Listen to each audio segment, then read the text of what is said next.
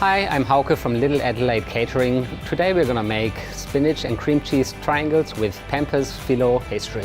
Dice the onion first. Next, I'm going to wilt the spinach. Soften the cream cheese in the microwave. Cut up the wilted spinach and mix it with the cream cheese. Now we need to fill the triangles. This Phyllo pastry is very, very thin. I just need 2 sheets for today. Spray the pastry with oil. I'm gonna cut the pastry in half. Flip the top halves over to the bottom and smooth it out. Again, I'm gonna spray them with oil. Put a tiny amount of stuffing into the triangles. Start with a triangle shape and fold it over.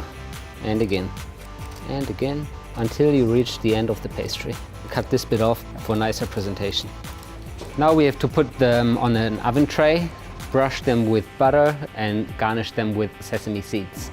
I'll put them in the oven for 10 minutes at about 160 degrees.